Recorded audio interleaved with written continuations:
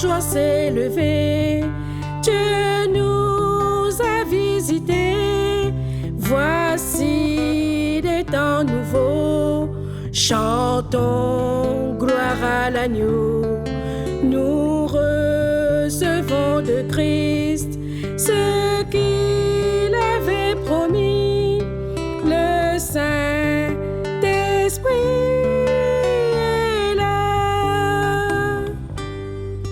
Le Saint-Esprit est là. Le Saint-Esprit est là. La nuit a disparu. Dieu donne un plein salut. Et sur le monde entier, le grand jour s'est levé.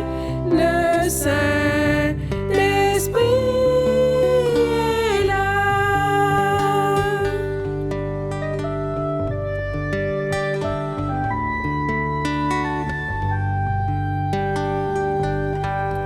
Le grand consolateur vient remplir tous les cœurs. L'esprit de vérité nous met en liberté. Il ouvre les prisons, répand la guérison. Le Saint-Esprit est là. Le Saint-Esprit est là. Le Saint-Esprit est là. La nuit a disparu. Dieu donne un plein salut. Et sur le monde entier, le grand jour s'est levé. Le Saint-Esprit est là.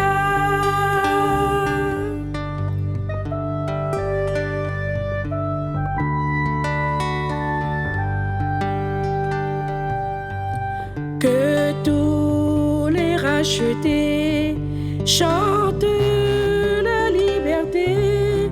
Christ a tout accompli.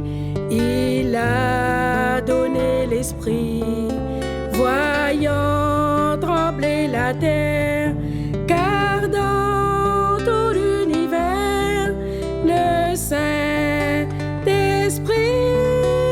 est là. Le Saint-Esprit est là. Le Saint-Esprit est là. La nuit a disparu. Dieu donne un plein salut. Et sur le monde entier, le grand jour s'est levé. Le Saint-Esprit est là.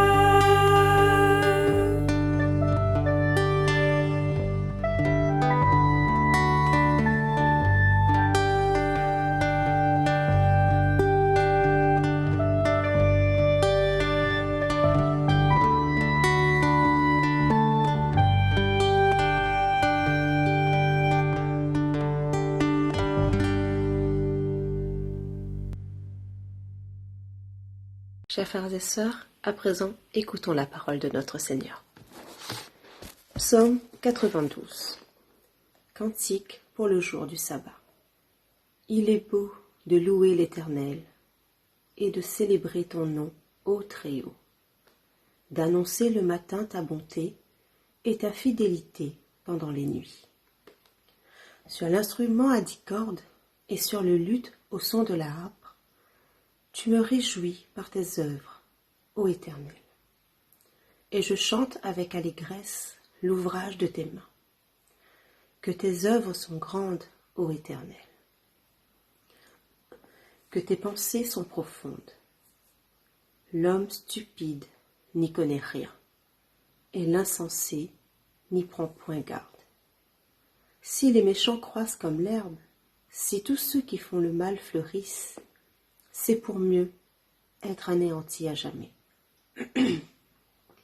Mais toi, tu es le Très-Haut, à perpétuité, ô Éternel. Car voici tes ennemis, ô Éternel, car voici tes ennemis périssent. Tous ceux qui font le mal sont dispersés. Et tu me donnes la force du buffle, je suis arrosé avec une huile fraîche. Mon œil se plaît à contempler mes ennemis et mon oreille à entendre mes méchants adversaires. Les justes croissent comme le palmier, ils s'élèvent comme le cèdre du Liban.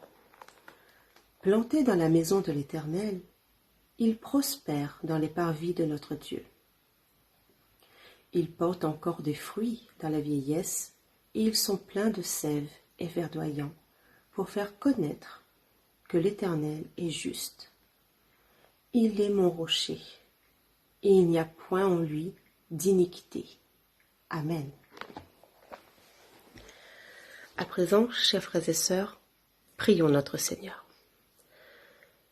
Père éternel, Dieu trois fois saint, toi qui es le Créateur, Seigneur, de toutes choses sur cette terre, me voici pour te prier, Seigneur, dans le nom de Jésus. Daigne dès à présent, Seigneur, me pardonner mes offenses que j'ai pu avoir envers toi, afin de faire monter, Seigneur, cette prière vers toi et qu'elle soit exaucée de tes mains divines. Seigneur, à travers cette prière, je voudrais remettre entre tes mains, Seigneur, tous ceux qui regardent cette vidéo. Que tous ceux, Seigneur, qui sont déjà en Christ soient amplement fortifiés dans l'amour de Jésus.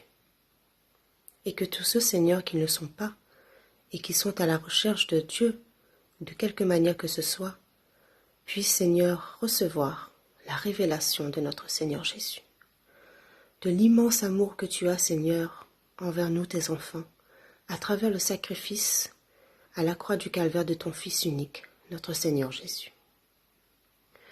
Qu'en ce saint jour de sabbat, Seigneur, ce jour béni que tu as sanctifié, que tu as mis à part pour nous, tes enfants, soit pour nous tous, Seigneur, un repos béni.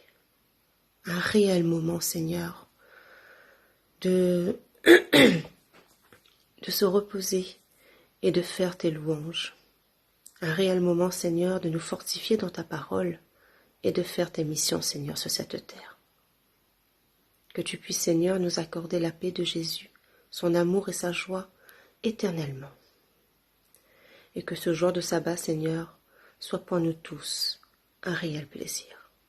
Et c'est dans le nom et les mérites de notre Seigneur Jésus que nous te prions et te demandons toutes ces grâces. Amen. Bonsoir à tous, j'espère que vous avez passé une bonne semaine. Je vous souhaite bon sabbat sous le regard de notre Seigneur Jésus-Christ. Depuis quelques jours, on parle de la violence domestique et on a constaté le risque de viol, de violence physique et de harcèlement sont plus élevés chez les femmes que chez les hommes. Aujourd'hui, nous disons non à la violence. Pourquoi? Parce que Dieu a créé l'homme et la femme pour qu'ils s'aiment et non pour qu'ils se haïssent.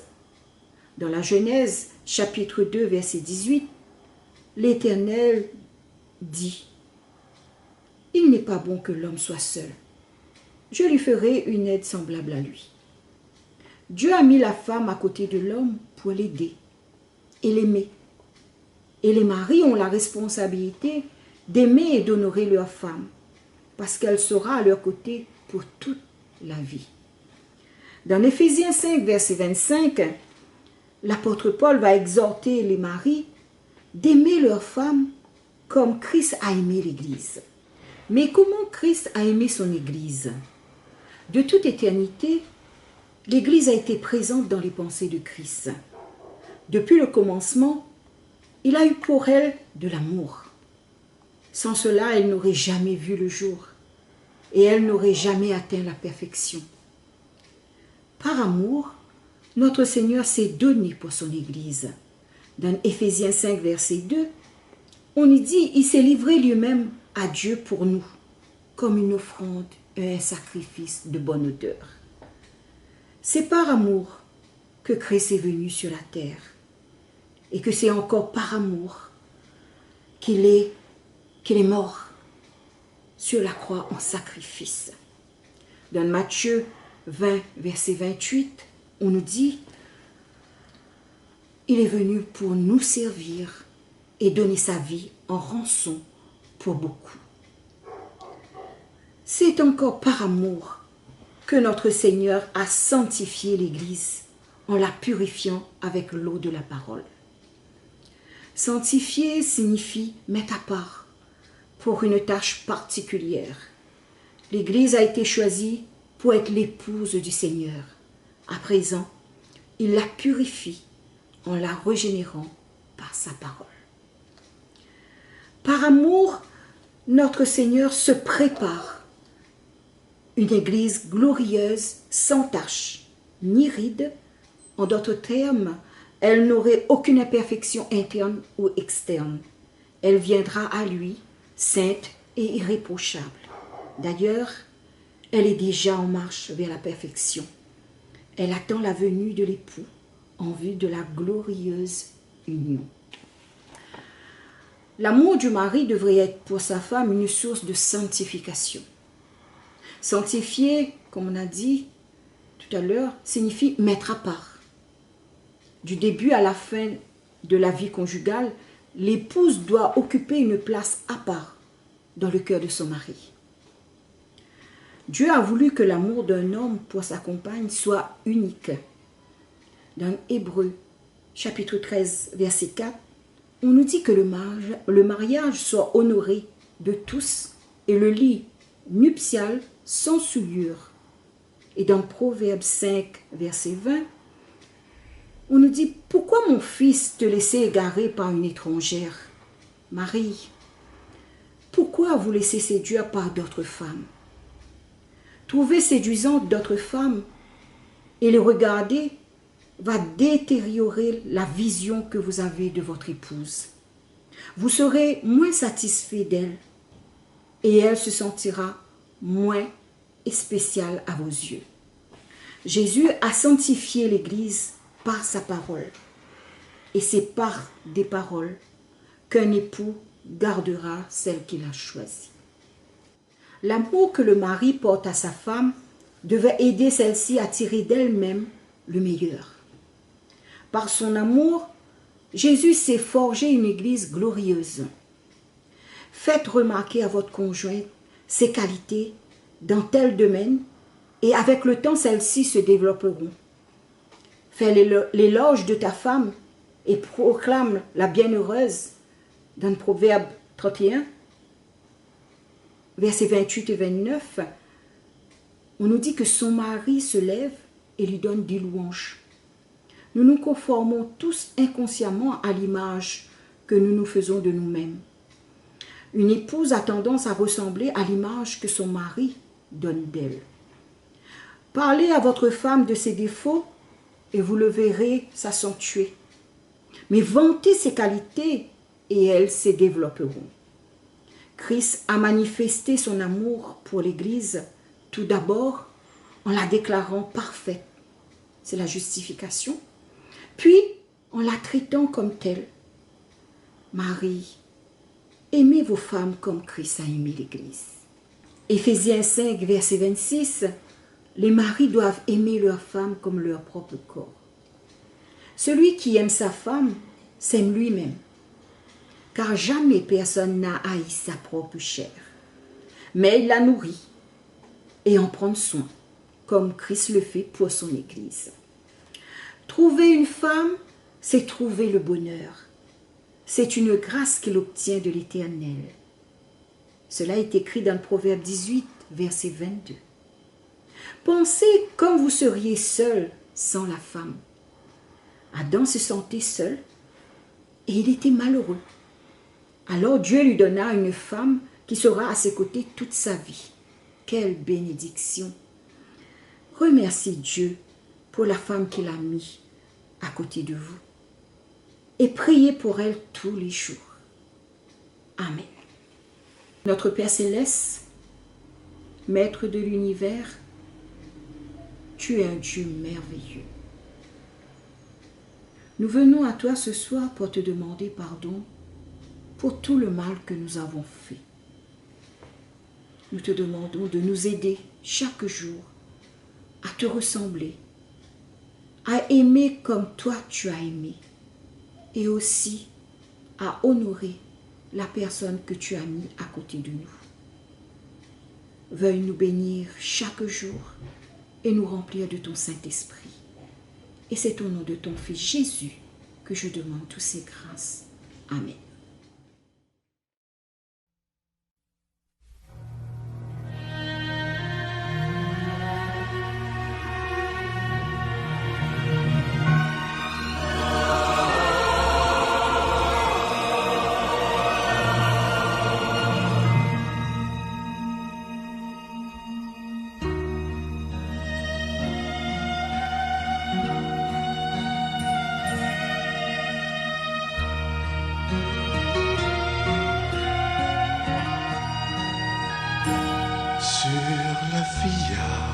Dolorosa, au cœur de Jérusalem, les soldats ouvraient la voie dans cette rue.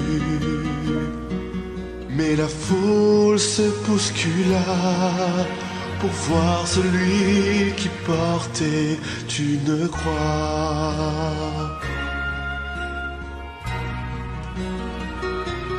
Battu au fouet, son sang coulait, tout son dos était meurtri, et il portait une couronne d'épines, supportant à chaque pas les mépris du peuple qui le condamna. Sur la Via Dolorosa, le chemin de la souffrance, comme un agneau vint le Messie Christ le roi. Il a choisi ce chemin par amour pour toi et moi. Sur la Via Dolorosa, jusqu'au bout, jusqu'à la croix. Sur la Via Dolorosa, au cœur de Jérusalem, les soldats ouvraient la voie dans cette rue. Mais la foule se bouscula pour voir celui qui portait une croix. Sur la Via Dolorosa, le chemin de la souffrance, comme un agneau va le Messie Christ le roi.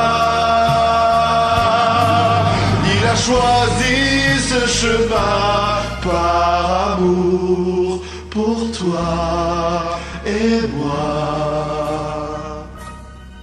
Sur la Via Dolorosa, jusqu'au bout, jusqu'à la croix. C'est là qu'il arrive, portant sa lourde croix, qui me donne la vie pour l'éternité.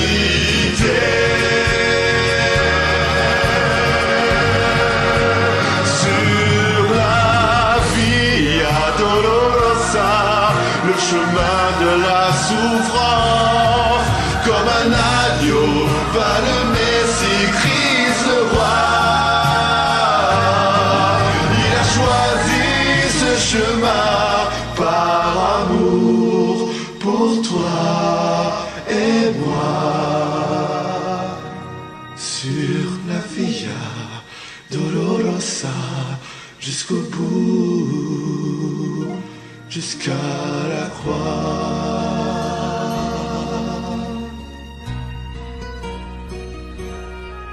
Sur la Via Dolorosa, jusqu'au bout, jusqu'à la croix.